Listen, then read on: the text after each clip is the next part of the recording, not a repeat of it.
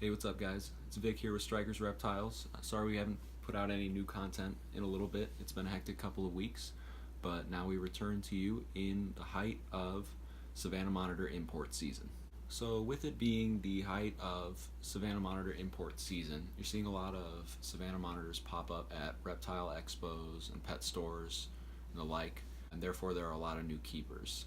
With these new keepers come a lot of common misconceptions that I'm hoping to clear up today. First off, there has never been, to my knowledge, or to many of the other keepers that I speak with's knowledge, a Savannah monitor whose parents were captive bred that successfully bred. I don't know if that comes across perfectly clearly, but basically there's never been an F2 Savannah monitor, or second generation captive bred and born. Basically all of the Savannah monitors that you're going to see pop up in pet stores right now are wild caught, or as some like to call them, captive hatched. That means the eggs were collected, or possibly the gravid mother was collected, and they waited for her to lay eggs so they could incubate them. But no, none of the Savannah monitors that you're seeing on pet store shelves being sold for $20 to $100 were actually bred and hatched in captivity. Now, according to a website called savmon.org, approximately 30,000 Savannah monitors enter the pet trade every year.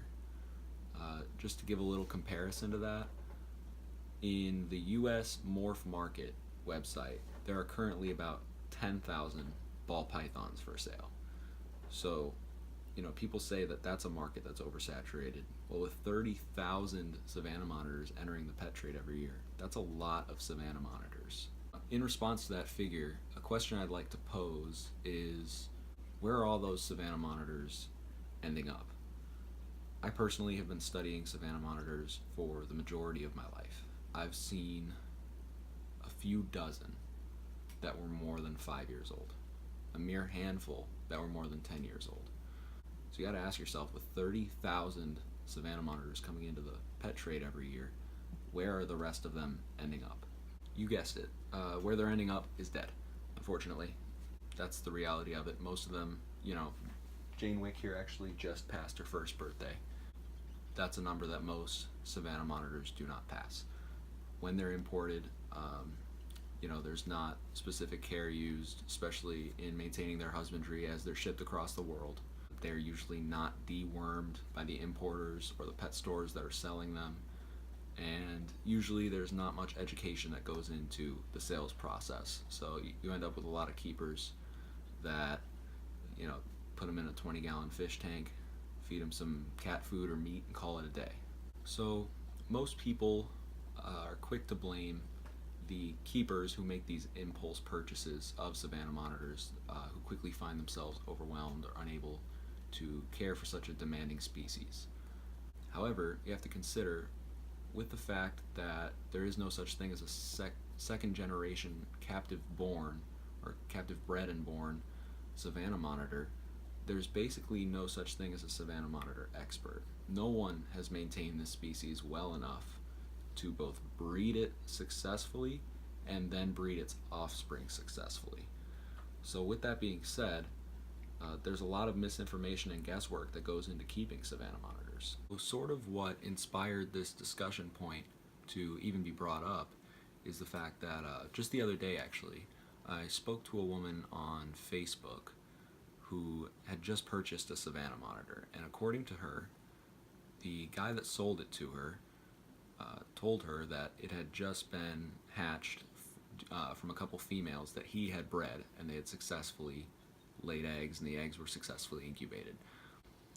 He sold this Savannah monitor to her for $20 out of a giant tank of a bunch that were together at a reptile expo, from what I understood. So I just went ahead and pointed out that along with the giant enclosure you see behind me being basically the minimum size you can keep a Savannah monitor in, along with the hundreds of dollars in insects and the extreme amount of high heat, high humidity that you have to provide at all times, as well as the long incubation period, no one's going to sell a captive bred Savannah monitor for $20. So the issue with this lies in that basically people who say they've produced captive bred Savannah monitors are sort of touting themselves as Savannah monitor experts and sharing all sorts of information, misinformation that is, on how to keep them. And people take their word for it because they're saying, hey, this guy did the real thing. He raised it up and he bred it. Well, honestly, no, he didn't. It's very damaging to the hobby with the number of people we have that'll basically say, yeah, I produced that. And they have no idea where it came from. Before I go any further, I do want to mention that there have been a handful of cases, to my knowledge, less than a couple dozen, where people have successfully captive bred Savannah monitors. The most recent case of those which I saw, the babies were being sold for, I believe, $400 a piece. That's more in line with the amount of effort that goes into producing this species. So the reason for making this video is that I want new keepers, as this import season starts and people are walking into pet stores and reptile expos and they're seeing these Savannah monitors, it's important to know what you're getting yourself into.